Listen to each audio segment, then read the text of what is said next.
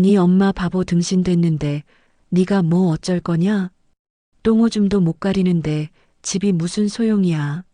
제 친정집 거실 한가운데서 계약금을 챙긴 시어머니가 제게 악을 쓰며 내뱉은 첫마디였습니다.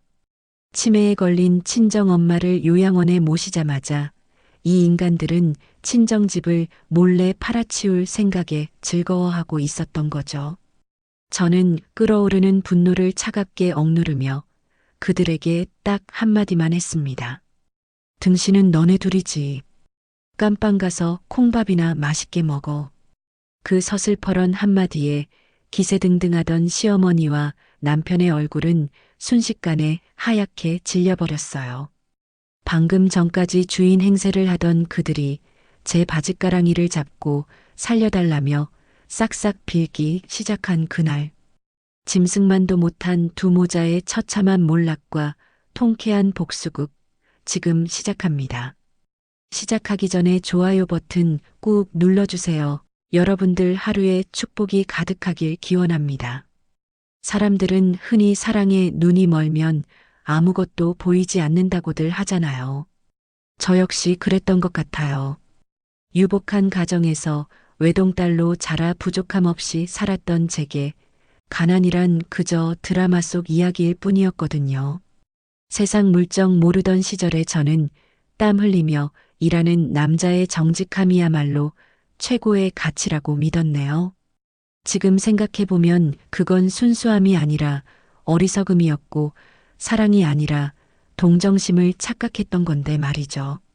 제 남편은 건설 현장에서 일용직으로 일하던 사람이었는데 그 거칠지만 성실해 보이는 땀방울에 제 마음을 온통 뺏겨버렸답니다. 당연히 친정 엄마의 반대는 불 보듯 뻔했죠. 엄마는 제 손을 꼭 잡고 눈물을 흘리며 말씀하셨어요. 너는 고생이 뭔지 모른다. 가난은 불편한 게 아니라 사람을 비참하게 만드는 거다. 그 집안 분위기가 심상치 않다며 뜯어 말리셨거든요. 하지만 사랑에 미쳐있던 저는 엄마의 그 간곡한 만류를 귓등으로도 듣지 않고 단식 투쟁까지 해가며 엄마 가슴에 대못을 박았어요. 밥을 굶어 비쩍 말라가는 딸을 보며 결국 엄마는 네 인생이니 네가 책임지라며 힘겹게 결혼 승낙을 해주셨고 저는 세상을 다 가진 듯 기뻐했었죠.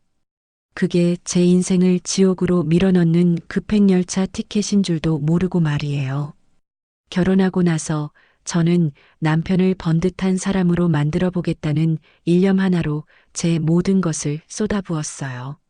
직장 생활을 하며 모아둔 제 비상금은 물론이고 친정 엄마에게 손을 벌려 남편이 인테리어 기술을 배울 수 있도록 지원했고 작은 사무실까지 얻어주었거든요. 맨몸으로 현장을 뛰던 사람이 하루아침에 어엿한 사장님 소리를 듣게 되니 어깨에 힘이 잔뜩 들어가더라고요. 남들은 남편이 자수성가해서 사장이 된 줄 알지만 그 밑바닥에는 친정엄마의 눈물 젖은 돈과 제 희생이 깔려 있다는 걸 아무도 모를 거예요. 남편은 겉보기엔 멀끔한 사장님이었지만 속은 여전히 열등감으로 똘똘 뭉친 어린아이와 다를 바가 없었답니다. 문제는 남편의 경제관념이었어요. 회사를 운영하며 벌어들이는 수익이 꽤 될 텐데도 생활비 통장에는 늘 잔고가 부족했거든요. 제가 이상해서 물어볼 때마다 남편은 자재비가 올랐다느니 인부들 밥값이 많이 나간다느니 하며 핑계를 대곤 했는데 알고 보니 그 돈들이 전부 시댁으로 흘러가고 있었던 거예요. 남편은 퇴근하고 들어와 소파에 벌러덩 드러누우며 양말을 아무렇게나 벗어던지고는 제게 퉁명스럽게 말을 던지곤 했죠. 야, 물 좀 가져와 봐. 오늘 현장에서 목이 칼칼해서 죽는 줄 알았다. 그리고 이번 달 생활비 좀 네가 알아서 해. 엄마가 이가 아프셔서 임플란트 해야 한다는데 자식된 도리로 모른 척할 수 없잖아. 저는 기가 막혀서 남편을 쳐다보며 따졌어요. 당신 지난달에도 어머님 병원비 보냈잖아. 우리 생활비는? 공과금이랑 식비는 다 내 월급으로 충당하는 거 안 보여? 당신이 버는 돈은 다 어디 가고 나한테만 이래? 그럼 남편은 적반하장으로 화를 내며 소리를 질러댔어요. 너는 돈 좀 있다고 유세 떠냐? 우리 엄마가 평생 고생해서 나 키웠는데 그 정도도 못 해드려? 네가 좀 아꼈으면 되잖아. 장모님은 부자니까 넌 돈 걱정 없으면서 왜 우리 엄마한테 가는 돈만 아까워하냐고. 정말 말문이 막히는 논리 아닌가요? 남편은 제 월급을 마치 자신의 비상금처럼 여겼고 처가의 재력을 믿고 흥청망청 써도 된다고 생각하는 것 같았어요. 시어머니는 더 가관이었죠. 결혼 준비할 때부터 혼수며 예단을 어찌나 과하게 요구하시는지 우리 집 기둥뿌리를 뽑아갈 기세였거든요. 저는 그래도 사랑하는 남자의 어머니니까 잘 보이고 싶은 마음에 무리해서라도 맞춰드렸는데 어느새 제 호의는 권리가 되어버렸더라고요. 시어머니는 틈만 나면 저를 불러내서 시집살이를 시키셨어요. 주말 아침부터 전화벨이 울려받아 보면 시어머니의 날카로운 목소리가 고막을 찌르곤 했죠. 예, 너 지금 뭐하니? 며느리가 돼가지고 시애미가 밥은 먹었는지 궁금하지도 않니? 당장 와서 김치 좀 담가라. 배추 사서 얼른 튀어와. 제가 몸이 안 좋아서 못 갈 것 같다고 하면 수화기 너머로 비아냥거리는 소리가 적나라하게 들려왔어요. 아이고, 부잣집 딸내미라 몸이 약해서 원. 너희 친정엄마가 그렇게 가르치든? 친정 돈 믿고 시댁 무시하는 거냐? 배운 게 없어서 어른 공경할 줄을 모르네. 그놈의 친정 돈 믿고 무시하냐는 말은 시어머니의 입에 붙은 레퍼토리였어요. 저는 친정엄마 욕먹이기 싫어서 아픈 몸을 이끌고 시댁에 가서 하루 종일 배추를 절이고 양념을 버무리곤 했답니다. 남편은 옆에서 돕기는커녕 텔레비전만 보며 낄낄거리고 시어머니가 깎아주는 과일을 받아먹으며 희한학락했죠. 제가 고무장갑을 끼고 땀을 흘리고 있으면 남편이 다가와서 얄밉게 한마디 툭 던지곤 했어요. 좀 팍팍 묻혀라. 우리 엄마 손맛 따라가려면 멀었어. 너희 집은 도우미 아줌마가 다 해줘서 이런 거 할 줄 모르지? 이참에 좀 배워. 그럴 때마다 속에서 천불이 났지만 엄마가 결혼 반대할 때 했던 말이 떠올라 어디 하소연할 곳도 없었어요. 내가 선택한 길이니 내가 감당해야 한다고 입술을 깨물며 참아냈죠. 친정엄마는 그런 제 속사정을 짐작하시는지 만날 때마다 제 손에 몰래 봉투를 쥐어주시곤 했어요. 사위 기죽지 말라고 남편 몰래 챙겨주시는 용돈이었죠. 엄마는 사위 눈치를 보며 조심스럽게 말씀하셨어요. 김서방 기죽이지 마라. 남자는 기가 살아야 돈도 잘 버는 법이다. 이거 김서방 옷이라도 한 벌 사 입혀. 너도 너무 아끼지 말고 맛있는 거 사 먹고. 심지어 엄마는 남편이 타고 다니는 차가 낡았다며 덜컥 고급 승용차까지 뽑아주셨어요. 거래처 사장님들 만날 때 좋은 차 타고 다녀야 무시를 안 당한다면서요. 보통 사위라면 장모님께 감사해서 어쩔 줄 몰라야 정상 아닌가요? 그런데 제 남편은 고맙다는 말 한마디 없이 당연하다는 듯이 차 키를 받아 챙기더라고요. 오히려 차를 이리저리 둘러보며 색깔이 마음에 안 드니 옵션이 부족하니 하며 투덜거리는 꼴을 보고 있자니 제 얼굴이 다 화끈거렸어요. 남편은 운전석에 앉아 핸들을 잡으며 거들먹거렸죠. 장모님, 다음엔 SUV로 뽑아주세요. 이게 승차감은 좋은데 현장 다니기엔 좀 약해 보여서요. 뭐 그래도 일단 잘 탈게요. 엄마는 그런 사위가 밉지도 않은지 허허 웃으며 그래 하셨지만 저는 남편의 그 뻔뻔한 뒤통수를 한 대 후려치고 싶은 심정이었답니다. 남편은 장모님께 하는 거와는 달리 자기 엄마에게 꼼짝 못하는 마마보이였어요. 남편이 시어머니와 통화하는 내용을 들을 때마다 저는 등골이 서늘해지는 기분을 느끼곤 했습니다. 어느 날 밤 남편이 베란다에서 통화하는 소리가 들려 가만히 귀를 기울여 봤어요. 평소 저에게는 큰 소리치던 남편이 수화기를 붙들고는 세상 공손한 목소리로 조아리고 있었죠. 네, 엄마. 엄마 말이 다 맞죠? 그 여자가 뭘 알겠어요. 그냥 엄마 하라는 대로 할게요. 돈은 제가 어떻게든 마련해 볼 테니까 걱정 마세요. 장모님 눈치? 아이고, 신경 쓰지 마세요. 그 집 돈이 다 누구 돈인데요? 사위사랑은 장모라는데 나중에 다 제 거 될 텐데요, 뭐. 그 통화 내용을 듣는데 심장이 쿵 하고 내려앉는 것 같았어요. 남편은 저를 사랑하는 아내가 아니라 그저 자신과 시댁을 먹여 살릴 물주로 보고 있다는 사실을 확인사살당한 기분이었거든요. 시어머니는 아들을 조종해서 우리 친정 재산을 호시탐탐 노리고 있었고 남편은 그런 엄마의 꼭두각시가 되어 춤을 추고 있었던 거예요. 저는 떨리는 손을 주먹 쥐며 억지로 잠자리에 들었지만 밤새 잠을 이룰 수가 없었어요. 옆에서 코를 골며 자는 남편의 얼굴이 그렇게 징그럽고 낯설어 보일 수가 없더라고요. 결혼기념일이 다가왔을 때도 남편의 만행은 멈추지 않았어요. 저는 분위기 좋은 레스토랑에서 오붓하게 식사라도 할 수 있을까 기대했는데 남편은 퇴근하자마자 시댁으로 가자고 통보하더라고요. 오늘 엄마가 밥 해준대. 너 온다고 갈비찜 해놓으셨다니까 잔말 말고 따라와. 기념일이 별거냐? 가족끼리 밥 먹으면 그게 기념일이지. 시댁에 도착하니 식탁에는 갈비찜은커녕 먹다 남은 반찬 몇 가지가 덩그러니 놓여 있었어요. 시어머니는 밥그릇을 툭 던지듯 놓으며 말씀하셨죠. 너희 결혼 기념일이라며? 밖에서 돈 쓸 궁리하지 말고 집에서 밥이나 먹어. 저는 목구멍까지 차오르는 화를 억누르며 숟가락을 들었지만 밥알이 모래알처럼 씹혀 넘어가질 않았어요. 남편은 눈치도 없이 밥을 2공기나 비우며 시어머니 비위를 맞추느라 정신이 없더라고요.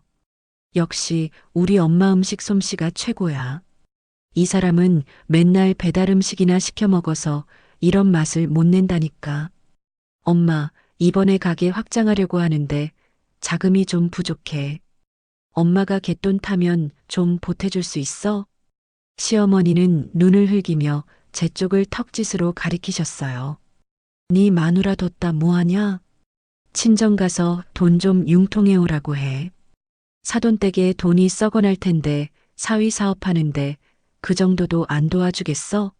예, 너 내일 당장 친정 가서 돈 좀 받아와라. 우리 아들 기 펴고 살게 해줘야지. 저는 젓가락을 탁 내려놓으며 참았던 말을 내뱉고 말았어요. 어머님, 저번에도 친정에서 사무실 보증금 올려주셨잖아요. 또 손 벌리라는 말씀이세요? 그건 염치가 없는 거죠. 그러자 시어머니가 밥상을 쾅 치며 소리를 지르셨어요. 어디서 시어머니 말에 토를 달아? 돈 좀 있다고 사람 무시하는 거냐? 우리 아들이 너 만나서 고생하는 거 안 보여? 당장 나가. 꼴도 보기 싫으니까. 남편은 저를 말리기는커녕 저를 밖으로 끌어내며 화를 냈어요. 너 미쳤어? 엄마한테 대들고 난리야? 당장 사과드려. 장모님한테 말 한마디 해주는 게 그렇게 어렵냐? 너 진짜 이기적이다. 그날 밤 저는 쫓겨나듯 시댁을 나와 차 안에서 하염없이 울었어요. 남편과 시어머니는 저를 가족이 아니라 현금 인출기로 생각하는 게 분명했으니까요. 하지만 그때까지만 해도 저는 몰랐습니다. 이 사람들이 단순히 돈만 바라는 게 아니라 더 끔찍하고 파렴치한 계획을 꾸미고 있다는 것을요. 그들의 탐욕은 끝이 없었고 제 인내심을 시험하듯 점점 더 대담하게 저와 엄마의 숨통을 조여오기 시작했습니다. 엄마의 사랑을 이용해 배를 불리려는 기생충 같은 인간들과의 전쟁은 이제 막 시작된 것이나 다름없었죠. 평생 저를 지켜주던 거대한 산이 무너지는 건 정말 한순간이더라고요. 엄마가 이상하다는 걸 처음 느낀 건 지독한 탄 냄새 때문이었어요.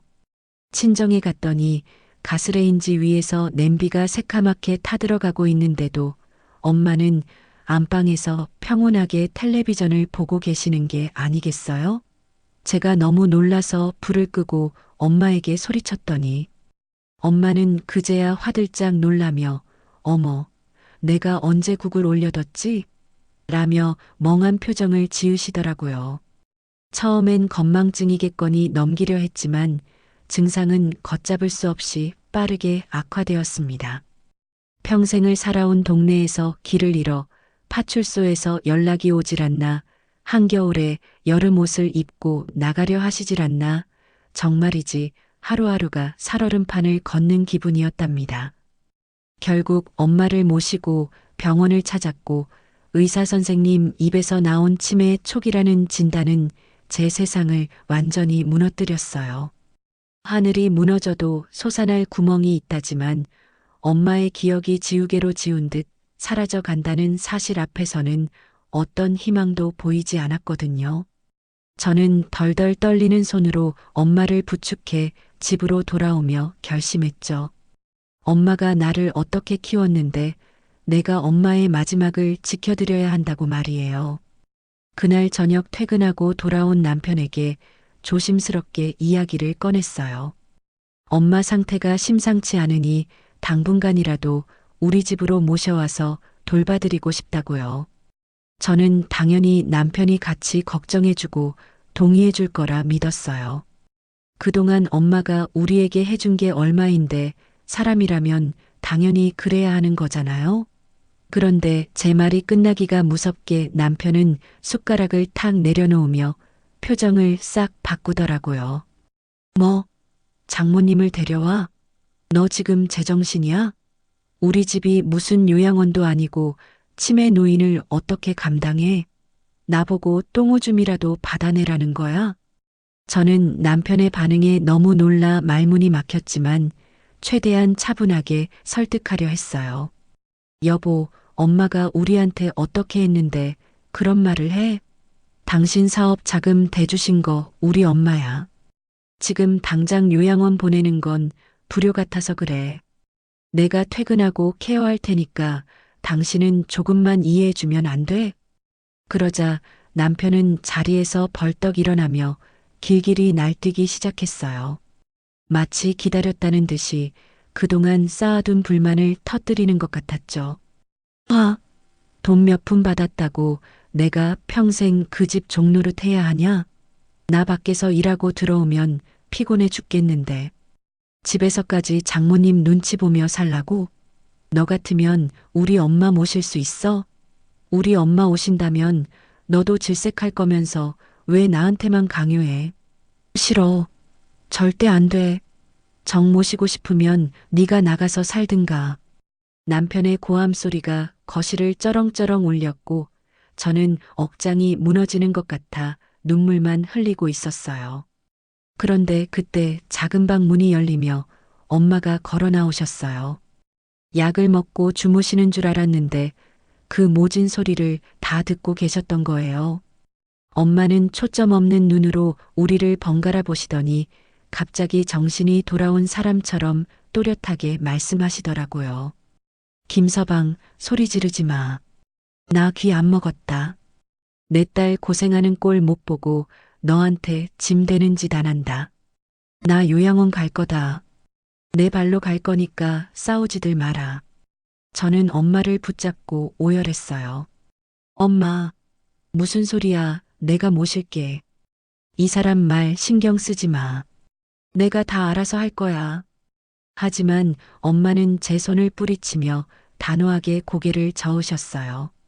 이미 당신의 병세를 알고 계셨던 건지 아니면 딸 부부의 불화를 직감하고 마음을 정하신 건지 엄마는 이미 요양원 입소 절차를 알아보고 계셨더라고요.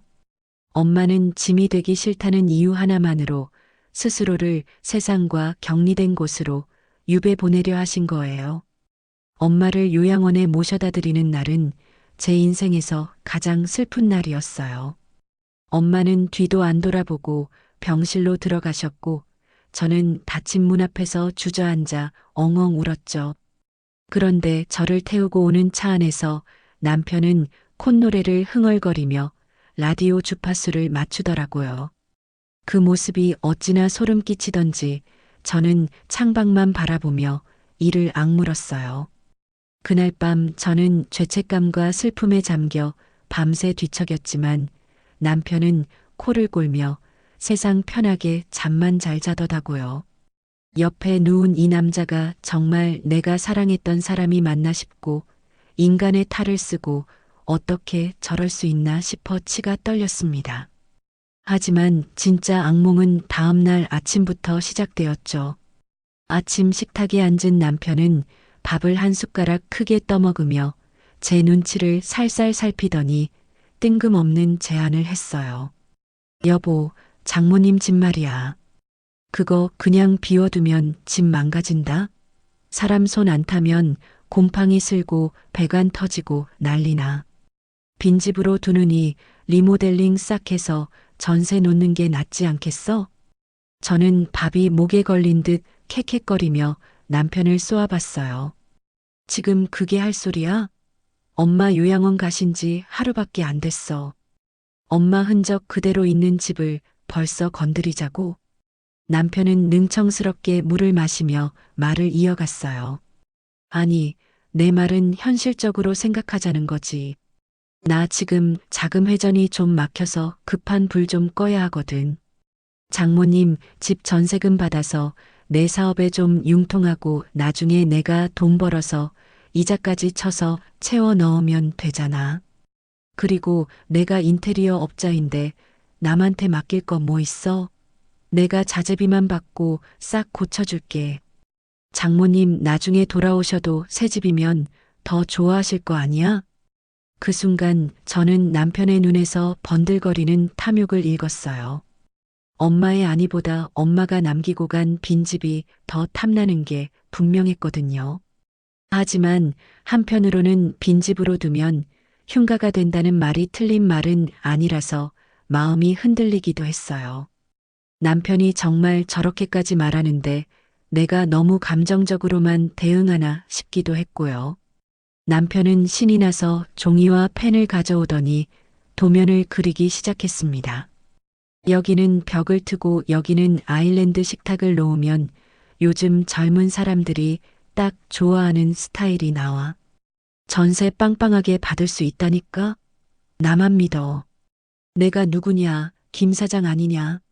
남편은 침을 튀겨가며 설명했고 저는 멍하니 그 모습을 바라보며 그래, 차라리 관리라도 하는 게 낫겠지라며 스스로를 합리화하고 말았어요. 남편의 그 뻔한 수작에 또 한 번 넘어가 버린 거죠. 남편은 제 승낙이 떨어지자마자 휘파람을 불며 어딘가로 전화를 걸어 자재 주문을 하느라 바빴어요. 그때 제 휴대폰이 울렸어요. 시어머니였죠. 받기 싫었지만 안 받으면 또 무슨 난리를 칠지 몰라 억지로 전화를 받았습니다. 여보세요. 예, 소식 들었다. 사돈 요양원 갔다며? 거봐라, 내가 뭘 했니? 돈 많아도 늙고 병들면 다 소용없는 거야. 돈만 믿고 까불다가 꼴 좋다. 그래, 너는 이제 혼자 넓은 집 차지하고 살 생각하니 좋으냐? 시어머니의 비아냥거리는 목소리가 비수가 되어 제 가슴을 후벼 팠어요. 엄마가 아파서 요양원에 가셨는데 걱정은커녕 고소하다는 듯이 말하는 그 신보가 너무나도 끔찍했거든요. 저는 울컥하는 마음에 쏘아붙였어요. 어머님 말씀이 너무 지나치시네요. 어떻게 그런 말씀을 하세요? 저희 엄마 지금 많이 편찮으세요. 그러자 시어머니는 코웃음을 치며 대꾸하셨어요. 편찮으시니까 요양원을 갔겠지. 아무튼 잘됐다. 이참에 우리 아들 좀 챙겨라. 장모 뒷바라지 하느라 기죽어 지내던 거 이제 좀 펴게 해줘야지. 그리고 사돈 집에 있는 살림살이 좀 챙겨와라. 쓸만한 거 있음 내가 쓰게. 전화를 끊고 나서 저는 주저앉아 펑펑 울었어요. 남편은 옆에서 도면을 그리며 콧노래를 부르고 시어머니는 엄마의 불행을 즐기며 물건을 탐내고 도대체 제가 무슨 죄를 지어서 이런 인간들에게 둘러싸여 살아야 하는지 하늘이 원망스러웠죠. 하지만 저는 그때까지도 몰랐어요. 남편이 말한 리모델링이 단순한 집수리가 아니라는 것을요. 그날은 정말이지 기막힌 우연이 아니었다면 저는 평생 바보천치로 살 뻔했습니다. 주말을 맞아 남편이 웬일로 분위기 좋은 곳에서 밥을 먹자고 하더라고요. 평소에는 돈 아깝다고 국밥이나 먹자던 사람이 스테이크를 썰자니 저는 내심 그래도 양심은 있어서 엄마 일로 미안해하나 보다라고 착각했죠. 고급 레스토랑의 은은한 조명 아래서 칼질을 하며 그동안 쌓였던 앙금이 조금은 녹아내리는 것 같았거든요. 하지만 그 평화는 화장실을 다녀오는 길에 산산조각이 나버렸습니다. 화장실에서 나와 복도를 걸어가는데 저만치 구석진 곳에 익숙한 뒷모습이 보였어요. 남편이었습니다. 그런데 뭔가 이상했어요. 당당하게 통화하는 게 아니라 마치 도둑고양이처럼 주위를 두리번거리며 입을 가리고 속삭이고 있더라고요. 저는 본능적으로 발소리를 죽이고 벽 뒤로 몸을 숨겼습니다. 심장이 쿵쿵거려 터질 것만 같았지만 숨을 꾹 참고 귀를 기울였죠. 그리고 들려온 목소리는 제 귀를 의심하게 만들기에 충분했습니다. 엄마, 그건 범죄야. 장모님 집을 어떻게 팔아? 아니, 위임장도 없잖아. 순간 머리를 둔기로 얻어맞은 것만 같았어요. 집을 판다니요? 리모델링에서 전세를 놓자던 그 효자 사위 코스프레는 다 어디 가고 이게 무슨 날벼락 같은 소리인가요? 다리가 후들거려 주저앉고 싶은 걸 억지로 참으며 계속 엿들었습니다. 남편의 목소리는 점점 더 작아졌지만 제 귀에는 천둥 소리처럼 또렷하게 박혔죠. 알았어, 알았어.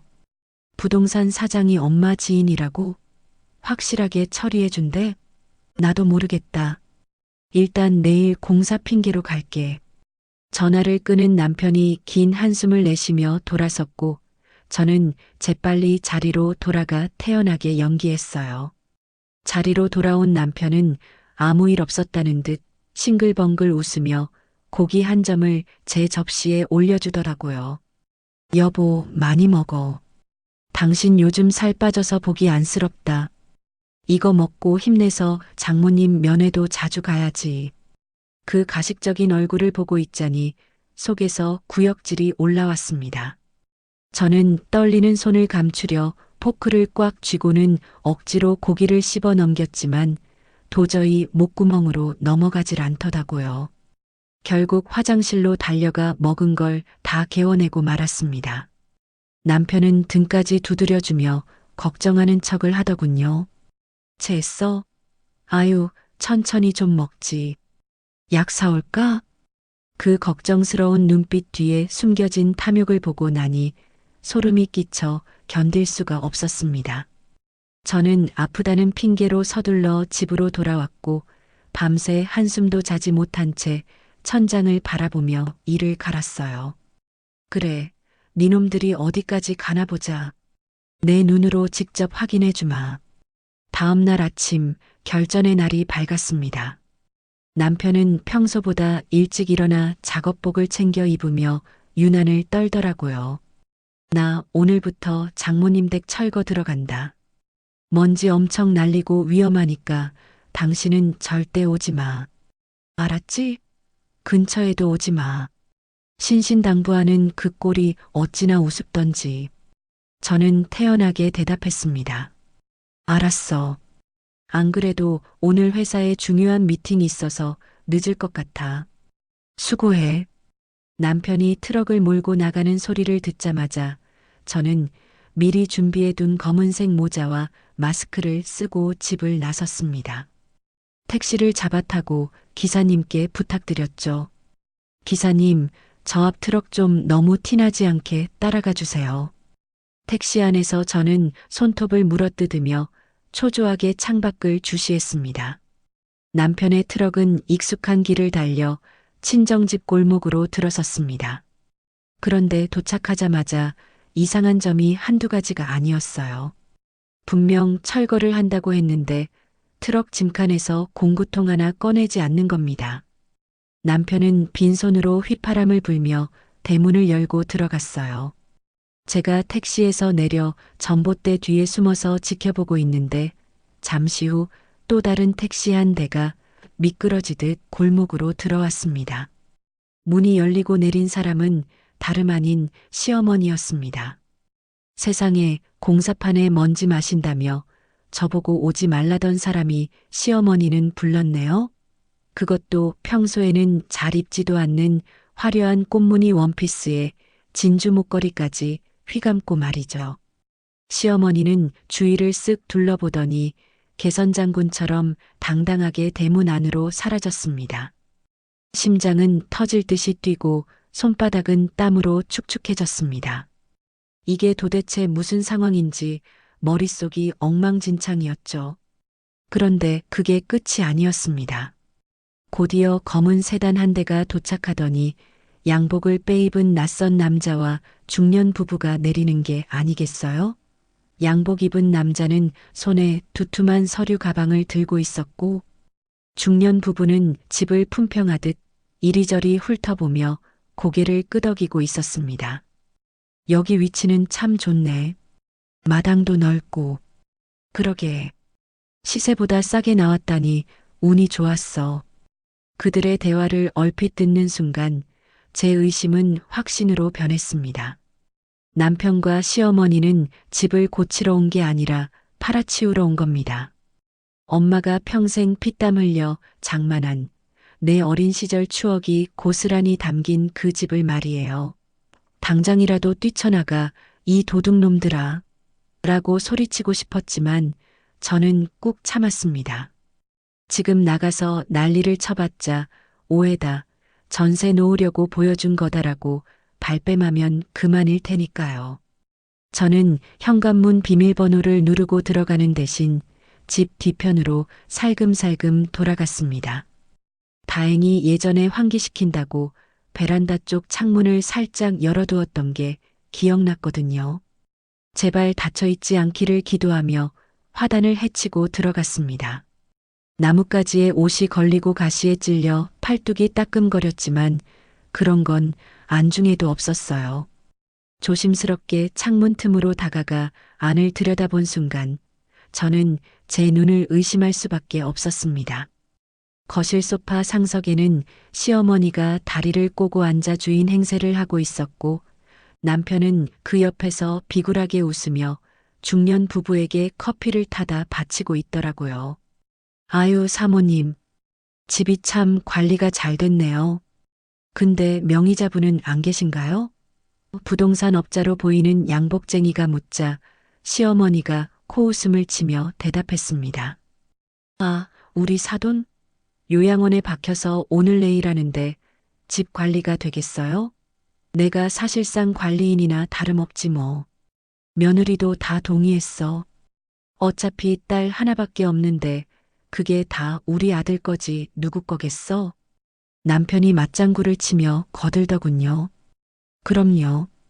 제 아내가 장모님 인감이랑 다 저한테 맡겼습니다. 걱정 마시고 계약 진행하시죠.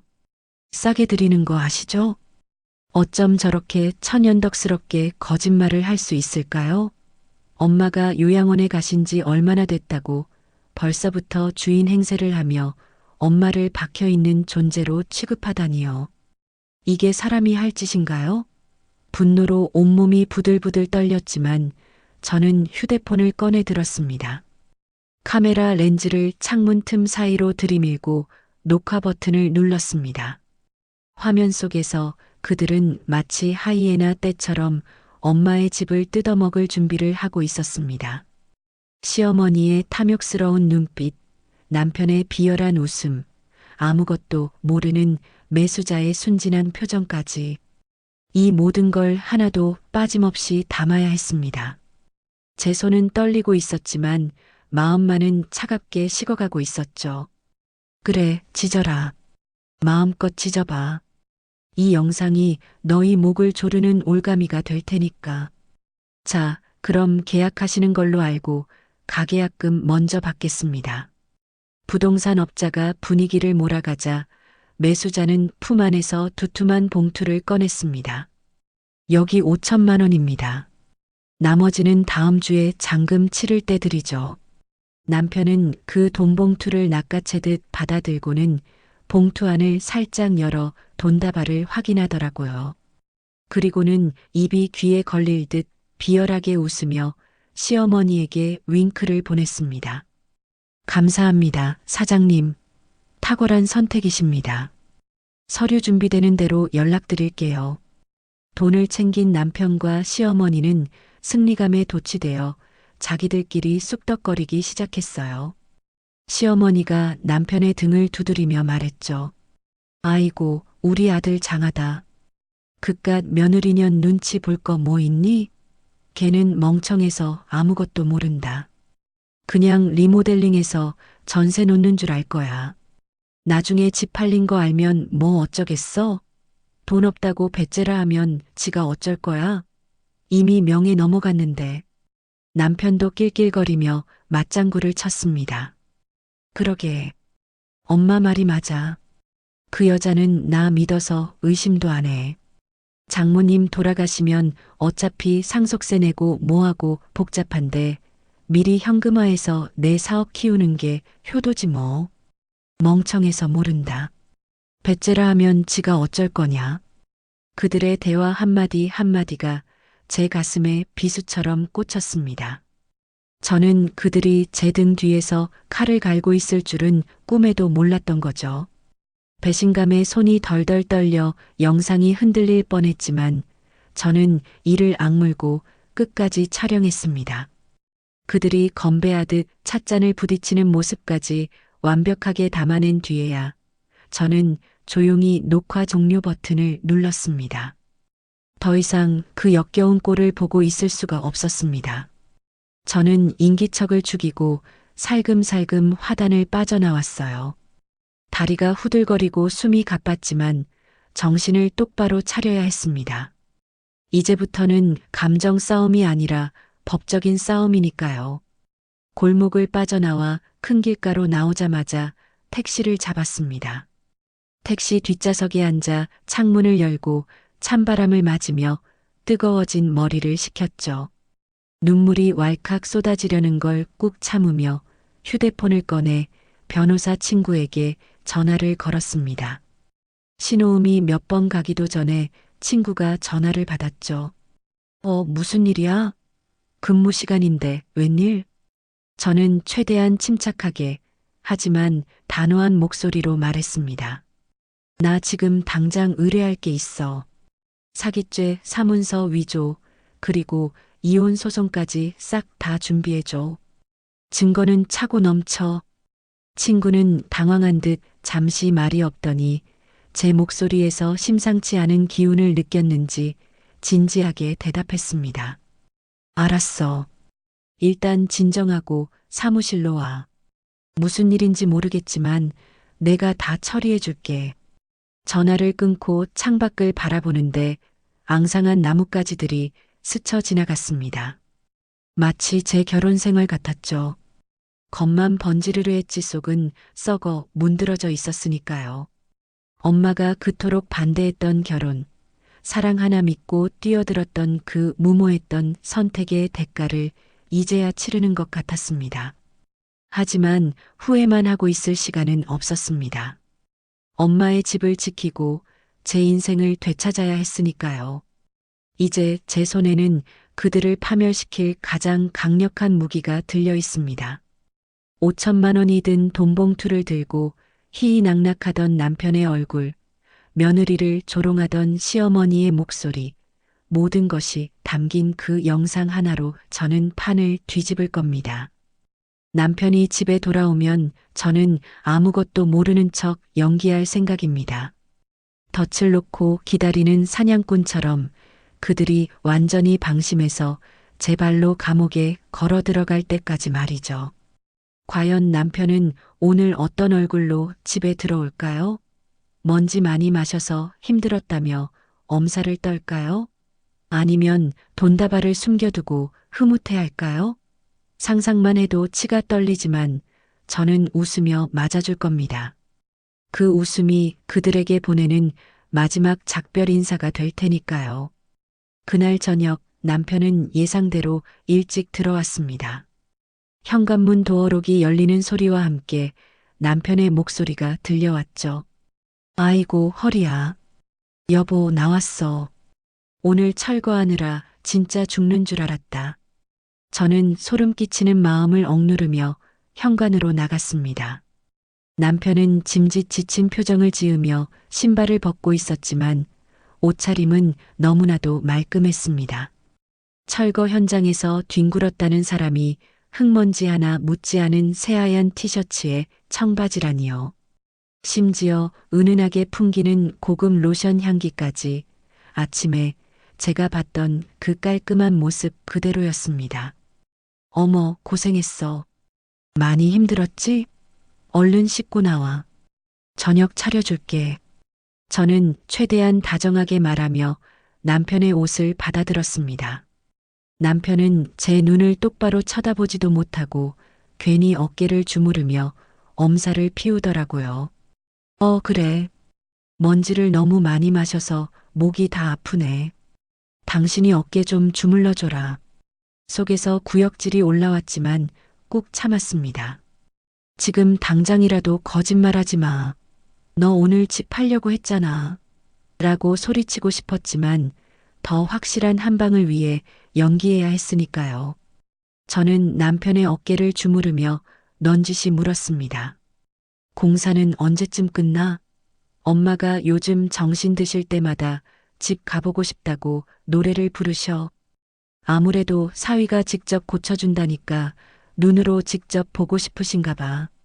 제 말이 끝나기가 무섭게 남편의 어깨가 뻣뻣하게 굳는 게 느껴졌습니다.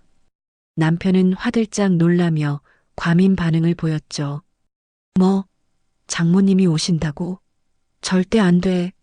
지금 집이 엉망진창이라 위험해. 바닥 다 뜯어내고 철근 드러나 있는데 노인네가 오면 큰일 나. 한 달은 걸리니까 오실 생각 꿈도 꾸지 말라고 전해. 당황해서 말이 빨라지는 꼴을 보니 웃음이 나올 지경이었습니다. 한 달이라. 그 시간이면 집을 팔아치우고도 남을 시간이니까요. 저는 속으로 코웃음을 치며 알겠다고 대답했습니다. 알았어, 알았어. 왜 그렇게 정색을 하고 그래? 위험하다니까 못 오시게 해야지. 당신이 이렇게까지 신경 써주는데 내가 잘 말해볼게. 남편은 그제야 안심한 듯 한숨을 내쉬며 그래, 다 장모님 위해서 하는 거니까 오해하지 말고라며 제 눈치를 살폈습니다. 저는 그 가식적인 눈빛을 피하지 않고 똑바로 마주보며 미소를 지어 보였죠. 속으로는 니놈들 목에 칼이 들어가는 줄도 모르고 신났네? 라고 되뇌면서요. 며칠 뒤 저는 남편을 떠보기 위해 두 번째 덫을 놓았습니다. 주말 아침 식사를 하며 일부러 심각한 표정을 지었죠. 여보, 큰일 났어. 엄마 인감이 안 보이네? 내가 분명히 엄마 방 서랍장에 챙겨뒀는데 아무리 찾아도 없어. 혹시 당신이 봤어? 공사 허가 받으려면 인감 필요할 것 같아서 내가 미리 챙겨뒀거든. 남편은 숟가락을 떨어뜨릴 뻔하며 당황한 기색이 역력했습니다. 눈동자가 심하게 흔들리며 말을 더듬기 시작하더군요. 그게 공사 허가 때문에 내가 잠깐. 아니, 내가 언제? 나 안 가져갔어. 방 어딘가에 있겠지. 잘 찾아봐. 나한테 묻지 말고. 공사 허가 때문에 잠깐이라고 무의식 중에 튀어나온 말이 결정적인 증거였습니다. 이미 인감을 훔쳐갔다는 걸 자백한 꼴이나 다름없었으니까요. 저는 모른 척하며 고개를 갸웃거렸습니다. 그래, 이상하네. 분명히 거기 있었는데. 뭐, 다시 찾아보면 나오겠지. 당신이 안 가져갔으면 다행이고. 남편은 식은땀을 흘리며 허겁지겁 밥을 먹더니 체한 것 같다며 서둘러 방으로 들어가 버렸습니다. 저는 그 뒷모습을 보며 싸늘하게 웃었어요. 도둑이 제발 저린다더니 딱 그 짝이네. 이미 변호사를 통해 경찰에 고소장을 접수한 상태였고 형사님들과 작전을 짠 뒤였습니다. 남편이 잔금을 치르기로 한 날 그 현장을 덮치기로 말이죠. 드디어 결전의 날 디데이가 밝았습니다. 아침 일찍 일어난 남편은 평소보다 훨씬 긴장된 모습으로 옷을 챙겨 입더라고요. 저는 일부러 평소와 다름없이 밝은 목소리로 말했습니다. 여보, 나 오늘 회사 연차 냈어. 날씨도 좋은데 엄마 모시고 바람이나 쐬러 갈까봐. 당신도 같이 갈래? 공사 현장도 잠깐 들러보고. 제 말에 남편은 사색이 되어 소리를 질렀습니다. 오늘? 미쳤어? 절대 안 돼. 나 오늘 중요한 미팅 있어서 차 써야 해. 그리고 공사장은 위험하다고 했잖아. 왜 자꾸 가려고 해? 남편은 제가 집에 꼼짝 말고 있기를 바라는 눈치였습니다. 혹시라도 제가 현장에 들이닥칠까봐 불안해서 안절부절 못하는 꼴이 우습기도 하고 가엾기도 하더군요. 저는 짐짓 아쉬운 척하며 대답했습니다. 알았어. 그럼 나 그냥 집에서 쉬지 뭐. 당신 바쁜데 방해해서 미안해. 잘 다녀와. 남편은 안도의 한숨을 내쉬며 서둘러 집을 나섰습니다. 현관문이 닫히자마자 저는 옷을 갈아입고 미리 연락해둔 형사님에게 전화를 걸었습니다. 형사님, 지금 출발했습니다. 네, 일단 경찰서로 바로 갈게요. 경찰서에 도착해 접수해둔 사건 번호를 확인하고 형사 두 분과 함께 차에 올랐습니다. 심장이 터질 듯이 뛰었지만 두려움보다는 설렘에 가까웠습니다. 드디어 이 지겨운 연극을 끝내고 정의를 구현할 시간이 왔으니까요. 친정집 골목에 도착하니 익숙한 검은 세단과 남편의 트럭이 세워져 있었습니다. 형사님들은 저에게 뒤로 물러나 있으라고 신호를 보냈지만 저는 고개를 저었습니다. 제 눈으로 똑똑히 봐야 했거든요. 그들이 얼마나 추악하게 망가지는지를요. 형사님들이 먼저 대문을 열고 들어갔고 저는 그 뒤를 따랐습니다. 현관문을 열자 거실에서 왁자지껄한 소리가 들려왔습니다. 자, 여기 도장 찍으시면 됩니다. 서류는 완벽하니까 걱정 마시고요. 아이고, 좋은 집 싸게 사서 다행이네요. 사모님 덕분입니다. 거실에는 시어머니와 남편 그리고 법무사까지 대동해 매수자와 최종 계약서에 도장을 찍으려 하고 있었습니다. 시어머니는 돈다발이 든 가방을 끌어안고 희희낙낙하고 있었고 남편은 인주가 묻은 인감을 들고 계약서에 찍으려는 찰나였습니다. 잠깐만. 거실에 정적이 감돌았습니다. 남편과 시어머니는 저를 보고 마치 귀신이라도 본 사람처럼 얼어붙어 입조차 떼지 못하고 있었죠. 그 꼴이 얼마나 우습던지 저는 그들의 공포서린 눈동자를 하나하나 뜯어보며 천천히 입을 열었습니다. 왜요? 오지 말라던 곳에 제가 나타나서 놀라셨어요? 아니면 남의 집 팔아먹으려다 들켜서 놀라셨나요?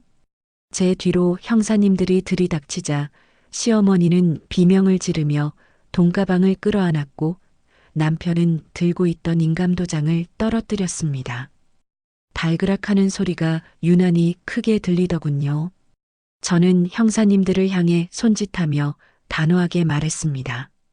형사님, 여기 현행범입니다. 남의 집문서 위조해서 팔아넘기려던 사기꾼들이에요. 제가 휴대폰을 들어보이자 남편은 사색이 되어 뒷걸음질 쳤습니다. 여보, 오해야. 이거 진짜 오해야. 나는 그냥.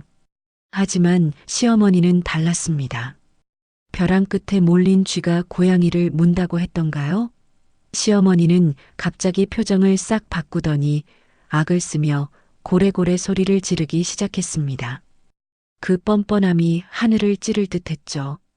야 이년아, 네가 감히 경찰을 불러? 이게 무슨 패륜이야. 네 엄마가 바보 등신 돼서 똥오줌도 못 가리는데 집이 무슨 소용 있어? 어차피 요양원에서 죽을 날만 기다리는 노인네. 집 팔아서 우리 아들 사업 자금 대주는 게 뭐가 나빠. 그게 네 엄마가 사위한테 해줄 수 있는 마지막 선물이라고. 기가 막혀서 말도 안 나오더군요. 어떻게 사람의 탈을 쓰고 저런 말을 할 수 있을까요? 엄마가 평생을 바쳐 일궈온 터전을 당신의 욕심을 채우기 위한 재물로 생각하다니요. 저는 끓어오르는 분노를 차갑게 식히며 시어머니를 노려보았습니다. 선물? 웃기지 마세요. 그건 도둑질이고 범죄예요. 그리고 바보 등신이라니요? 우리 엄마 당신들보다 100배 1000배는 더 훌륭하게 사신 분이에요. 등신은 사기치다 걸려서 쇠고랑 차게 생긴 당신들 둘이겠지. 깜빵 가서 콩밥이나 맛있게 드세요.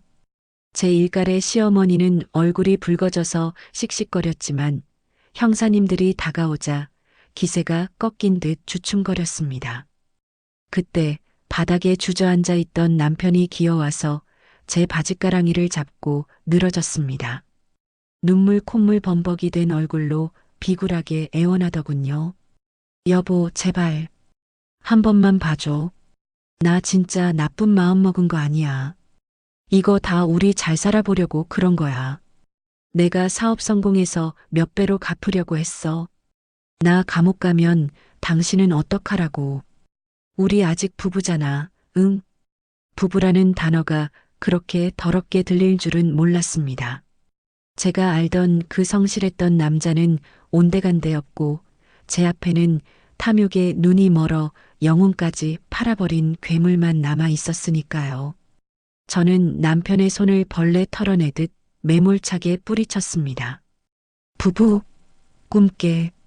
너랑은 끝이야.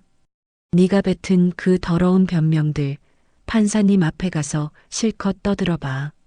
형사님이 남편의 팔을 낚아채 수갑을 채우려는 찰나였습니다.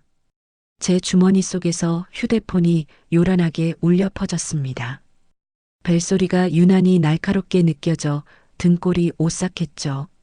발신자 이름을 확인하는 순간 심장이 덜컥 내려앉았습니다. 요양원이었습니다. 떨리는 손으로 전화를 받자마자 간호사님의 다급한 목소리가 귀를 때렸습니다. 보호자님, 지금 빨리 병원으로 오셔야겠습니다. 어머니께서 갑자기 심정지가 오셔서 지금 응급실로 이송 중입니다. 심폐소생술 중인데 상태가 위독해요. 서둘러 주세요. 세상이 핑 도는 것 같았습니다. 눈앞이 캄캄해지고 다리에 힘이 풀려 비틀거렸죠. 지금 내 눈앞의 복수가 다 무슨 소용인가 싶었습니다. 놈들을 잡았다는 통쾌함은 순식간에 사라지고 엄마를 잃을지도 모른다는 끔찍한 공포가 저를 집어삼켰죠. 제가 전화기를 붙들고 하얗게 질려있자 형사님들도 심상치 않은 분위기를 감지했는지 동작을 멈췄습니다. 그런데 그 순간 시어머니가 제 통화 내용을 엿듣고는 낄낄거리며 비아냥거리는 게 아니겠어요? 거봐라. 내가 뭘 했어. 노인네 오늘 내일 한다니까. 어차피 죽으면 다 상속받을 건데 미리 좀 판 게 무슨 죽을 죄냐고. 네 엄마 저렇게 갈 줄 알고 우리가 미리 손 쓴 거야. 이 멍청한 년아. 이성의 끈이 투둑하고 끊어지는 소리가 들렸습니다. 엄마가 생사를 오가는데 저 여자는 죽음을 기회라고 떠들다니요. 사람이 아니라 악마였습니다. 저는 저도 모르게 시어머니에게 달려들었고 있는 힘껏 손을 들어 올려 시어머니의 뺨을 후려쳤습니다. 제 온몸의 분노와 슬픔 그리고 엄마에 대한 죄책감을 담아서요. 짝! 살과 살이 부딪히는 파열음이 거실을 쩌렁쩌렁 울렸습니다. 제 손바닥이 얼얼할 정도로 강력한 한 방이었죠.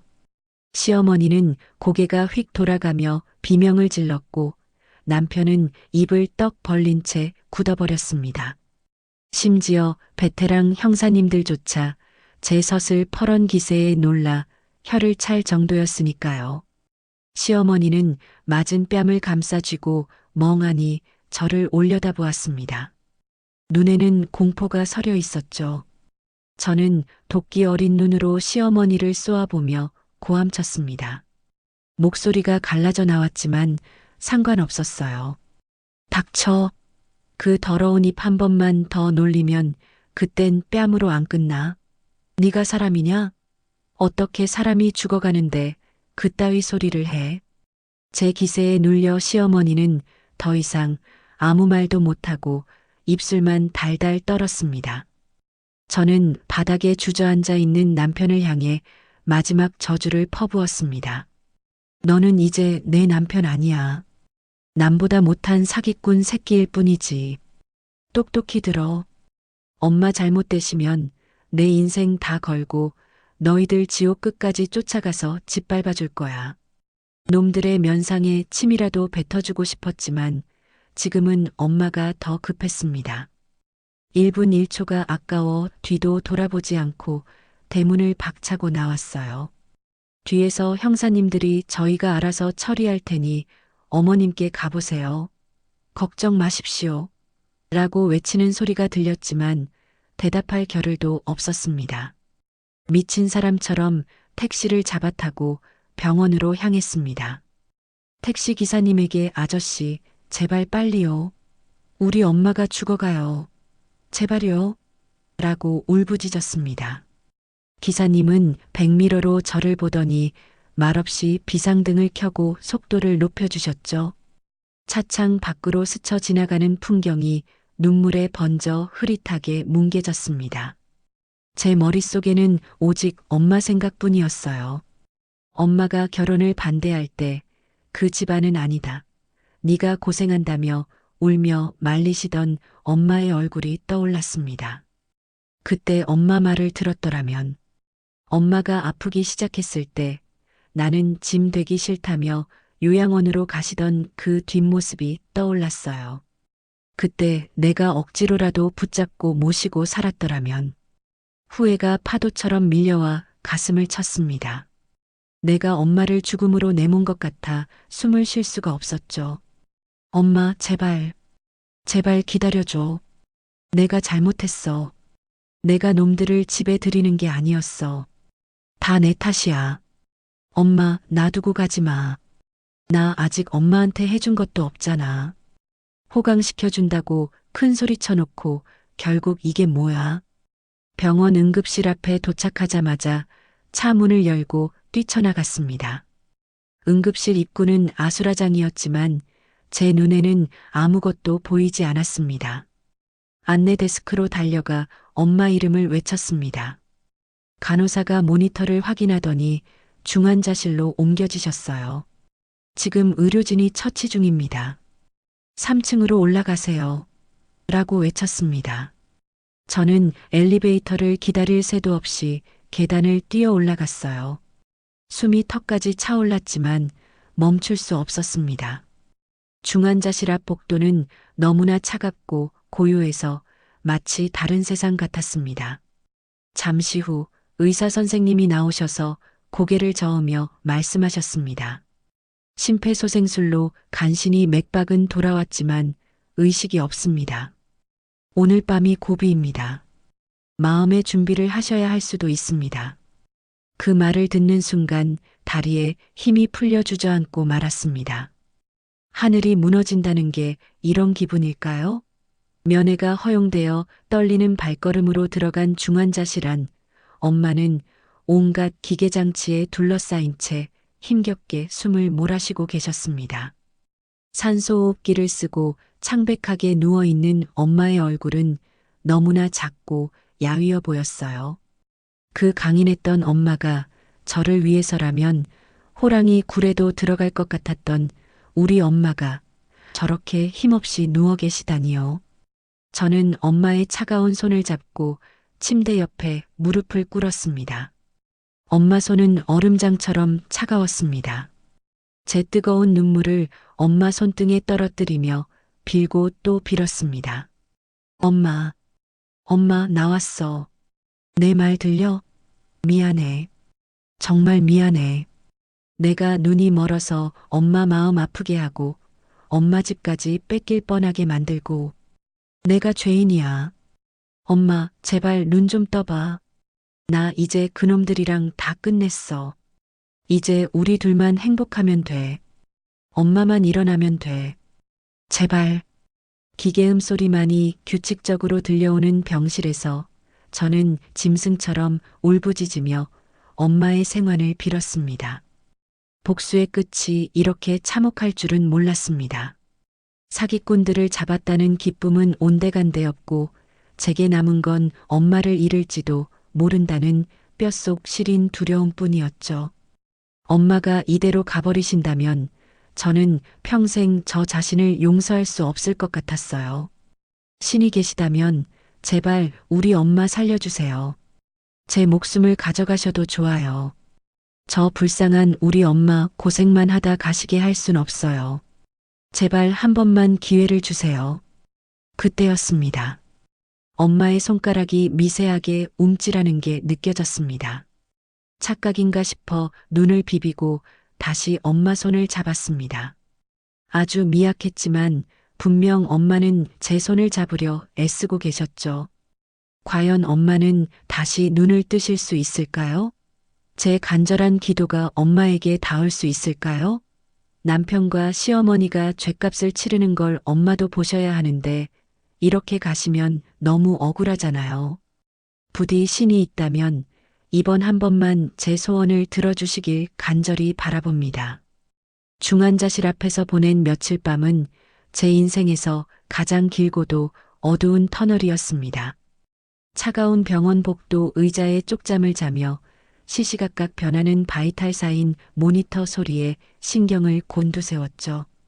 의료진이 급하게 뛰어들어가거나 호출 방송이 나올 때마다 제 심장은 덜컥 내려앉기를 반복했습니다. 하지만 하늘도 저의 간절한 기도를 외면하지 않으셨는지 기적 같은 일이 일어났습니다. 나흘째 되는 날 아침 중환자실 문이 열리고 담당 간호사님이 다급하게 저를 찾으셨어요. 보호자님, 어디 계세요? 어머님 의식 돌아오셨어요. 따님 찾으시네요.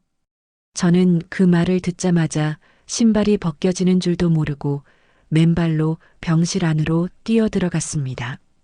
엄마는 산소호흡기를 떼고 링거를 주렁주렁 매단 채 힘겹게 눈을 뜨고 계셨어요. 며칠 사이 헬쑥해진 얼굴과 앙상하게 드러난 손목뼈가 마음을 아프게 했지만 초점 없던 눈동자가 저를 보자마자 천천히 움직이더니 이내 저를 알아보고 입꼬리를 아주 미세하게 들어 올리셨습니다. 그 희미한 미소가 제게는 세상 그 어떤 보석보다 빛나 보였죠. 엄마, 엄마, 나 알아봐? 내 말 들려? 나 여기 있어. 제가 울먹이며 엄마 손을 잡자 엄마는 거칠어진 손가락으로 제 손등을 톡톡 두드려 주셨습니다. 마치 괜찮다, 울지 마라, 엄마 여기 있다라고 말씀하시는 것 같았죠. 아직 말씀은 못하셨지만 눈빛만으로도 충분했습니다. 저는 엄마 귀에 대고 속삭였어요. 엄마, 이제 괜찮아. 시댁 식구들 내가 다 혼내줬어. 이제 아무 걱정 안 해도 돼. 엄마는 낫기만 하면 돼. 우리 둘이 행복하게 살자. 응? 엄마는 안도하셨는지 눈을 감고 깊은 숨을 내쉬셨습니다. 그 평온해진 얼굴을 보고 나서야 저도 비로소 긴장이 풀려 다리가 풀려 주저앉고 말았어요. 엄마가 깨어나셨으니 이제 남은 건 그 파렴치한 인간들에게 죗값을 치르게 하는 일뿐이었습니다. 저는 눈물을 닦으며 주먹을 꽉 쥐었습니다. 이제부터는 눈물이 아니라 법으로 그들을 단죄할 차례였으니까요. 경찰 조사는 일사천리로 진행되었습니다. 제가 제출한 동영상 증거와 녹취록, 그리고 현장에서 압수된 위조 서류들이 너무나 명백했기에 그들이 빠져나갈 구멍은 바늘구멍만큼도 없었거든요. 남편과 시어머니는 경찰서 유치장에서 조사를 받으며 인감도장 절도, 사문서, 위조 및 행사 그리고 사기 미수 혐의가 모두 인정되었습니다. 특히 가관이었던 건 부동산 업자의 정체였습니다. 형사님께 전해 들은 바로는 그 업자가 시어머니의 먼 친척뻘 되는 사람으로 이미 동종 사기 전과가 있는 악질 브로커였다고 하더라고요. 공인중개사 자격증도 빌려서 영업하던 무자격자였음이 드러나 구속 수사를 받게 되었고 해당 부동산은 영업 정지 및 폐쇄 조치되었습니다. 그들이 짠 판이 얼마나 허술하고 대담했는지 드러나자 담당 형사님들도 혀를 내두를 정도였죠. 아니, 요즘 세상에 이렇게 대놓고 사기치는 간 큰 사람들이 있습니까? 따님 아니었으면 꼼짝없이 당하실 뻔했어요. 증거 확보하신 게 신의 한 수였습니다. 보통 가족끼리는 설마 하다가 당하는 경우가 많은데 따님이 아주 똑 부러지게 대처하셨네요. 형사님의 칭찬을 들으며 저는 씁쓸한 미소를 지었습니다. 남편을 믿지 못해 미행하고 몰카를 찍어야 했던 제 자신이 처량하기도 했지만 덕분에 엄마 집을 지켰으니 그걸로 된 거죠. 저는 추가 진술서를 작성하며 남편이 그동안 제 명의로 대출받으려 시도했던 정황까지 낱낱이 고발했습니다. 며칠 뒤 저는 유치장에 수감된 남편을 찾아갔습니다. 면회실 유리창 너머로 보이는 남편의 몰골은 말이 아니었습니다. 수염은 덥수룩하고 눈은 퀭한 게 며칠 사이 10년은 늙어 보였죠. 유치장 밥이 입에 안 맞았는지 살도 쏙 빠져 있었고요. 저를 보자마자 남편은 인터폰을 붙잡고 울부짖었습니다. 여보 왔어? 나 좀 꺼내줘. 여기 사람 있을 곳이 못 돼. 밥도 맛없고 잠도 못 자겠어. 나 진짜 잘못했어. 한 번만 봐줘. 응? 우리 좋았던 때 생각해서라도 합의 좀 해줘. 그 뻔뻔한 태도에 저는 헛웃음이 나왔습니다. 엄마가 사경을 헤맬 때도 자기 아니만 걱정하더니 유치장 밥 타령이나 하고 있다니요. 저는 가방에서 서류 봉투 하나를 꺼내 유리창에 딱 붙여 보였습니다. 바로 변호사가 작성한 두툼한 이혼 소장이었습니다. 잘 들어. 합의는 없어. 이혼 소송이랑 위자료 청구 소송 동시에 들어갈 거야. 그리고 네가 타고 다니던 차, 네가 운영하던 인테리어 업체, 전부 내 자금으로 시작했고 내 명의인 거 알지? 내 돈으로 차린 거니까 다 토해내고 몸만 나가. 위자료 청구액 보면 기절할지도 몰라. 남편은 소장을 보고 기겁하며 손을 휘저었습니다. 안 돼. 회사는 내 목숨이야. 그거 없으면 나 뭐 먹고 살라고. 여보, 제발. 이거 다 엄마가 시킨 거야. 나는 효도하려던 죄밖에 없어. 엄마가 시키는데 자식이 어떻게 거역해. 비겁하게 늙은 엄마 핑계를 대는 꼴이라니. 옆방 면회실에서 조사를 받고 나오던 시어머니가 그 소리를 들었는지 고래고래 소리를 지르며 난입했습니다.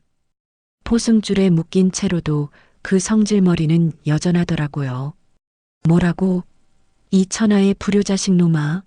네가 먼저 사업 자금 급하다고 징징거려 놓고 이제 와서 애미 탓을 해? 내가 널 어떻게 키웠는데. 아이고 내 팔자야. 며느리 잘못 들어와서 집안이 풍비박산 났네. 야 이년아, 너 시애미한테 이러고도 천벌 안 받을 줄 아냐? 경찰관들이 시어머니를 제지하며 끌고 가자 남편과 시어머니는 서로를 향해 삿대질하며 물어뜯기 바빴습니다. 그 아기 다툼을 보고 있자니 10년 묵은 채증이 내려가는 것 같았습니다. 저런 인간들을 가족이라고 믿고 살았다니 제 눈을 찌르고 싶은 심정이었죠. 저는 인터폰을 내려놓기 전 마지막으로 차갑게 한마디 던졌습니다. 거기서 둘이 평생 싸워봐. 콩밥 먹으면서 누가 더 나쁜 년놈인지 내기라도 하든가. 아, 그리고 어머님. 천벌은 이미 받으신 것 같은데요? 아들한테 배신당하고 감옥 가는 게 천벌 아니고 뭐예요? 면회를 마치고 나온 저는 곧바로 법적인 조치를 취하기 시작했습니다. 변호사를 통해 남편 명의로 되어 있던, 하지만 실질적으로는 제 자금으로 운영되던 인테리어 업체에 대해 가압류 신청을 하고 폐업 신고 절차를 밟았습니다. 법인 카드와 통장을 모조리 정지시키고 사무실 집기류까지 처분하여 위자료 충당금으로 묶어버렸죠. 남편은 감옥 안에서 빈털터리가 된 사실을 전해 듣고 발광하며 벽에 머리를 찧었다고 하더군요. 꼴 좋다는 생각밖에 안 들었습니다. 그리고 대망의 재판날이 다가왔습니다. 법정에는 저와 휠체어를 탄 엄마가 피해자 자격으로 참석했습니다. 엄마는 아직 거동이 불편하셨지만 당신 눈으로 똑똑히 그들의 최후를 보고 싶어 하셨거든요. 피고인석에 앉은 남편과 시어머니는 칙칙한 수의를 입고 고개를 푹 숙이고 있었습니다. 재판장의 엄숙한 분위기에 압도된 듯 보였지만 그들의 눈빛은 여전히 억울함으로 번들거리고 있었어요. 검사님은 그들의 죄목을 하나하나 낭독하며 엄벌을 촉구했습니다. 피고인들은 고령의 치매 환자인 피해자의 재산을 가로채기 위해 치밀하게 범행을 공모하고 실행에 옮겼습니다. 또한 피해자가 위독한 상황에서도 반성하기는커녕 피해자를 모욕하고 범행을 정당화하려 했습니다. 이는 인륜을 저버린 폐륜 범죄로서 죄질이 매우 불량하며 피해자들에게 씻을 수 없는 상처를 입혔습니다.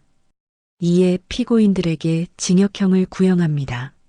매수자였던 부부도 증인으로 출석했습니다. 그들은 사기인 줄 꿈에도 몰랐다며 억울함을 호소했고 남편과 시어머니가 어떻게 자신들을 속였는지 낱낱이 증언해 주었죠.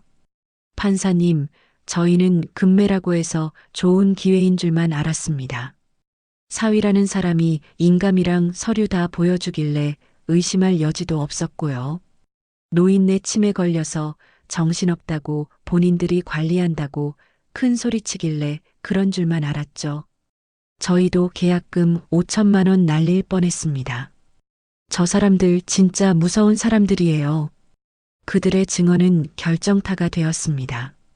남편과 시어머니의 효도를 위한 선이라느니 잠깐 빌리려 했다느니 하는 주장은 새빨간 거짓말임이 명백히 드러났으니까요. 변호인은 최후 변론에서 선처를 호소했지만 판사님의 표정은 차가웠습니다. 판결문을 읽어내려가는 판사님의 목소리가 법정에 쩌렁쩌렁 울렸습니다. 주문. 피고인들은 가족이라는 신뢰관계를 악용하여 계획적으로 범행을 저질렀으며 범행 발각 후에도 서로에게 책임을 전가하는 등 반성의 기미가 보이지 않는다. 특히 피해자가 위독한 상황에서도 폐륜적인 언사를 서슴지 않은 점은 죄질이 극히 나쁘다. 판사님의 목소리가 법정에 울려 퍼질 때마다 시어머니는 몸을 떨었고 남편은 흐느끼기 시작했습니다. 이에 피고인 시어머니에게 징역 2년 6개월, 피고인 남편에게 징역 2년을 선고한다. 또한 피해자에게 접근 금지 명령을 내린다. 땅, 땅, 땅. 망치 소리와 함께 실형이 확정되었습니다. 그 순간 시어머니는 그 자리에서 대성통곡을 하며 난동을 부리기 시작했습니다. 아이고, 판사님, 억울합니다. 내가 무슨 죄를 지었다고 감옥을 가요. 우리 며느리가 꾸민 짓이에요. 전현이 우리 재산 노리고 함정 판 거라고요. 판사님, 다시 봐주세요. 남편 역시 저를 쳐다보며 비명을 질렀습니다. 여보, 미안해. 나 좀 살려줘. 나 감옥 가기 싫어. 엄마가 다 시킨 거잖아. 나는 억울해. 교도관들이 그들을 양쪽에서 붙잡아 끌고 나가는 동안 저는 그들을 향해 차갑게 미소 지어 주었습니다. 그 미소는 잘 가라. 내 인생의 오점들아라는 작별 인사였습니다. 엄마는 그 광경을 지켜보시며 조용히 눈물을 흘리셨습니다. 슬픔의 눈물이 아니라 질긴 악연을 끊어낸 회한의 눈물이었을 겁니다. 저는 엄마의 손을 꼭 잡고 속삭였습니다. 엄마, 봤지? 정의는 살아있어. 이제 저 사람들 다신 못 나와. 저는 엄마의 휠체어를 밀고 법정을 빠져나왔습니다. 등 뒤에서 들려오는 그들의 절규는 이제 더 이상 제게 아무런 감흥도 주지 못했습니다. 그저 먼지 같은 소음일 뿐이었죠. 법원 복도를 지나 로비로 나오니 수많은 사람들이 오가고 있었지만 제 눈에는 오직 엄마와 우리 둘만이 빛나는 것 같았습니다. 법원 밖으로 나오니 눈부신 햇살이 쏟아지고 있었습니다. 며칠간의 흐린 날씨를 뒤로하고 맑게 갠 하늘이 마치 긴 어둠을 뚫고 나온 우리 모녀를 축복해주는 것 같았습니다. 엄마는 하늘을 올려다보며 깊은 숨을 들이마시셨습니다. 아이고, 공기 좋다. 속이 다 시원하다. 10년 묵은 체증이 다 내려가는 것 같네. 엄마의 그 한마디에 저도 모르게 웃음이 터져 나왔습니다. 그러게. 이제 진짜 끝났어, 엄마. 우리 이제 꽃길만 걷자. 맛있는 것도 많이 먹고, 여행도 다니고, 엄마 하고 싶은 거 다 해. 그렇게 법의 심판은 끝났지만, 저의 진짜 홀로서기는 이제부터 시작이었습니다. 이혼 절차는 남편의 귀책 사유가 너무나 명백해 빠르게 마무리될 것이고, 위자료로 받아낼 돈과 남편이 빼돌리려 했던 자금까지 모두 회수하여 엄마와 함께 새 출발을 할 계획을 세웠거든요. 남편이 감옥에서 썩는 동안 저는 엄마와 함께 잃어버린 시간을 되찾을 겁니다. 과연 감옥에 간 그들은 반성이나 할까요? 아니면 좁은 방에 갇혀서도 서로 내 탓하며 지옥 같은 나날을 보낼까요? 어느 쪽이든 상관없습니다. 제 인생에서 그들은 이제 깨끗하게 도려낸 암덩어리일 뿐이니까요. 재판이 끝나고 계절이 2번이나 바뀌었습니다. 그동안 제 인생에도 참 많은 변화가 있었습니다. 지긋지긋했던 이혼 절차는 남편의 유책 사유가 차고 넘쳤기에 예상보다 훨씬 수월하게 마무리되었습니다. 위자료와 재산 분할 과정에서 시댁 식구들이 끈질기게 발악했지만 이미 감옥에 갇힌 신세의 변호사 비용조차 감당하기 힘들어진 그들은 결국 백기투항할 수밖에 없었죠.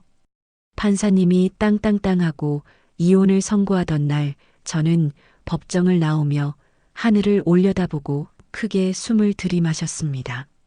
묵은 체증이 쑥 내려가는 기분, 바로 그거더라고요. 저는 이혼 도장을 찍자마자 가장 먼저 한 일이 있습니다. 바로 엉망진창이 되었던 친정집을 다시 리모델링하는 것이었어요. 남편 놈이 고치다 도망친 탓에 흉물스럽게 방치되어 있던 그곳을 저는 다른 믿을 만한 건축가에게 맡겨 완전히 새롭게 탈바꿈시켰습니다. 이번에는 남편의 싸구려 취향이나 시어머니의 탐욕스러운 입김 따위는 전혀 섞이지 않은 오로지 엄마와 저를 위한 공간으로 말이죠. 엄마가 휠체어로도 편하게 다니실 수 있도록 문턱을 없애고 햇볕이 잘 드는 거실 창가에는 엄마가 좋아하는 화초들을 가득 채워 넣었습니다. 공사가 끝난 날 새집 증후군 제거까지 완벽하게 마친 그 집에 들어서는데 왈칵 눈물이 쏟아지더라고요.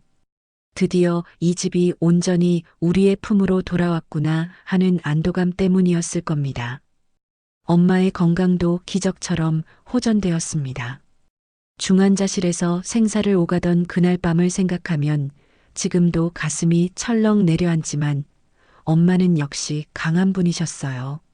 내가 똥파리들 다 치워줄 때까지는 못 죽는다는 일념으로 버티신 게 아닐까 싶을 정도로요. 요양원에서 꾸준히 재활 치료를 받으신 덕분에 이제는 주말마다 집으로 외박을 나오실 수 있게 되었답니다. 금요일 오후 제가 요양원으로 엄마를 모시러 가면 엄마는 어린아이처럼 들뜬 얼굴로 가방을 챙겨 들고 기다리고 계세요. 우리 딸 왔나? 얼른 가자. 집에 가서 김치찌개 끓여줄게. 물론 가스 불 켜는 건 아직 위험해서 제가 다 해야 하지만 엄마의 그 마음만으로도 배가 부른 기분입니다. 집에 오시면 엄마는 거실 소파에 앉아 창밖을 보며 아이고 좋다. 역시 내 집이 최고다라고 노래를 부르십니다. 그 모습을 볼 때마다 저는 가슴 한구석이 찌르르해지면서도 벅차오르는 행복을 느낍니다.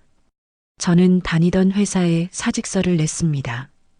꽤 인정받던 직장이었지만 더 이상 남의 돈 벌어주느라 내 인생을 희생하고 싶지 않았거든요. 야근과 회식에 치여 엄마 얼굴도 제대로 못 보고 살았던 지난날이 너무 후회스러웠습니다. 대신 제가 진짜 하고 싶었던 일을 시작했습니다. 친정집 바로 앞 1층 상가를 리모델링해서 작은 카페를 열었어요. 이름은 봄날. 엄마와 저에게 다시 찾아온 봄날을 기념하고 싶어서 지은 이름이에요.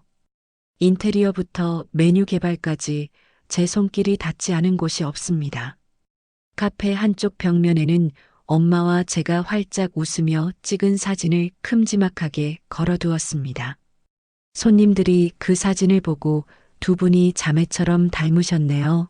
보기가 참 좋아요라고 말씀해 주실 때마다 저는 세상을 다 가진 듯 행복해집니다. 향긋한 커피 내리는 냄새와 갓 구운 빵 냄새가 가득한 이 공간에서 저는 비로소 숨을 쉬는 것 같아요. 엄마가 집에 오시는 주말이면 카페 제일 안쪽 햇살이 가장 잘 드는 자리는 엄마 전용석이 됩니다. 엄마는 따뜻한 유자차 한 잔을 앞에 두고 제가 일하는 모습을 흐뭇하게 바라보시곤 하죠. 가끔 동네 아주머니들이 오셔서 엄마 말동무도 되어주시고 엄마가 옛날 얘기를 하시면 다들 깔깔 웃으며 들어주십니다. 가끔 치매 증상 때문에 같은 말을 반복하시거나 엉뚱한 소리를 하실 때도 있지만 예전처럼 당황하거나 슬퍼하지 않습니다. 그저 그랬어? 우리 엄마 기억력도 좋네 하며 맞장구 쳐드리면 그만이니까요. 얼마 전에는 소름 끼치는 일도 있었습니다. 카페 마감을 하고 쓰레기를 버리러 나갔는데 전봇대 뒤에서 누군가 저를 훔쳐보고 있는 게 느껴지더라고요. 낡은 점퍼에 모자를 푹 눌러 쓴 남자였는데 눈이 마주치는 순간 심장이 덜컥 내려앉았습니다. 출소한 전 남편이었습니다. 징역 살고 나와서 갈 데가 없는지 수척해진 얼굴에 초라한 행색을 하고는 제 카페 주위를 기웃거리고 있었던 거예요. 아마 제가 잘 살고 있나, 혹시라도 콩고물이라도 떨어질 게 없나 염탐하러 온 것 같았습니다. 예전 같았으면 여보, 밥은 먹었어? 하며 마음 약해졌을지도 모릅니다. 하지만 지금의 저는 다릅니다. 저는 피하지 않고 그를 똑바로 노려보았습니다. 경멸과 한심함이 담긴 눈빛으로요.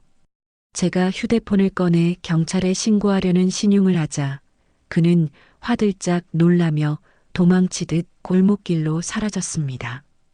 그 뒷모습이 어찌나 비루하고 찌질해 보이던지 헛웃음이 나오더군요. 사랑이라는 이름으로 저런 인간에게 내 모든 걸 걸었다니 과거에 제가 참으로 어리석고 가여웠습니다. 하지만 동시에 그런 시련이 있었기에 지금의 단단한 제가 있는 거겠죠. 똥파리는 똥파리답게 살라고 내버려 두렵니다. 시어머니 소식도 풍문으로 들었습니다. 감옥에서 화병이 도져 쓰러지는 바람에 반신불수가 되었다고 하더군요. 형 집행 정지로 풀려나 요양병원에 있다고 하는데 아들조차 병원비를 감당 못해 도망 다니는 신세라 사실상 방치되어 있다고 합니다. 며느리 등쳐먹으려다 아들한테도 버림받고 쓸쓸하게 병상에 누워있을 생각을 하니 인생무상이라는 말이 절로 떠오릅니다. 주변에서는 그래도 한번 가봐야 하는 거 아니냐고 묻지만 저는 단호하게 고개를 저었습니다. 면회는커녕 동정심조차 들지 않더라고요. 인과응보, 사필귀정이라는 말이 딱 이럴 때 쓰는 말 아니겠어요? 남의 눈에 피눈물 흘리게 하면 본인 눈에는 피고름이 난다는 옛말이 하나도 틀린 게 없습니다. 그들이 저지른 죄악의 무게를 남은 평생 고통 속에서 뼈저리게 느끼길 바랄 뿐입니다. 저는 그들에게 줄 자비 따위는 단 1g도 남겨두지 않았습니다. 오늘은 엄마가 컨디션이 유독 좋으신 날입니다. 정신이 맑아지셨는지 창밖에 벚꽃을 보며 제 손을 꼭 잡으시네요. 거칠고 주름진 엄마의 손이 참 따뜻합니다. 엄마는 제 손을 한참 동안 만지작거리시더니 불쑥 말씀하십니다. 우리 딸 그동안 고생 많았지? 이제 똥파리들 다 쫓아냈으니 앞으론 꽃길만 걸어라. 엄마가 미안하고 고맙다. 내가 눈이 어두워서 사위 잘못 봐서 우리 딸 고생시켰어. 엄마의 그 한마디에 꾹 참았던 눈물이 툭 하고 떨어졌습니다. 엄마 탓이 아닌데 엄마는 여전히 자식 걱정뿐이네요. 저는 눈물을 훔치며 씩씩하게 대답했습니다. 엄마가 뭐가 미안해. 내가 미안하지. 엄마 말 안 듣고 고집 부려서 속 썩이고. 엄마, 나 이제 남자 같은 거 안 믿어. 엄마랑 평생 둘이서만 알콩달콩 살 거야. 우리 둘이 여행도 가고 맛있는 것도 먹고 그렇게 살자. 엄마는 제 머리를 쓰다듬으며 빙그레 웃으십니다. 그래도 좋은 사람 나타나면 가라. 엄마는 너 행복한 게 제일 좋다. 너 혼자 늙는 거 보는 게 엄마는 더 가슴 아파. 가끔 결혼을 반대하시던 엄마의 마음을 떠올려 봅니다. 그때 엄마는 이미 알고 계셨던 거겠죠. 사랑에 눈이 멀어 콩깍지가 씌인 딸의 눈에는 보이지 않던 그 남자의 비열함과 그 집안의 탐욕을 말이에요. 자식 이기는 부모 없다고 결국 져주셨지만 그 속이 얼마나 타들어가셨을지 생각하면 가슴이 미어집니다. 하지만 후회만 하고 있을 시간은 없습니다. 지나간 과거는 바꿀 수 없지만 다가올 미래는 제가 만들어갈 수 있으니까요. 그 지옥 같은 시간을 견뎌내며 저는 배웠습니다. 진짜 내 편이 누구인지, 나를 진정으로 사랑해주는 사람이 누구인지 말이에요. 돈이나 조건 따위가 아니라 내가 어떤 모습이든 묵묵히 내 곁을 지켜주는 사람. 바로 우리 엄마였습니다. 엄마는 자신의 기억이 사라져가는 와중에도 딸을 지키기 위해 요양원을 택했고 위독한 순간에도 딸을 위해 다시 눈을 뜨셨습니다. 그 위대한 사랑 앞에서 제가 어떻게 무너질 수 있겠어요?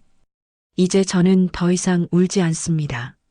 남편의 배신도 시댁의 괴롭힘도 세상의 편견도 저를 꺾을 수는 없습니다.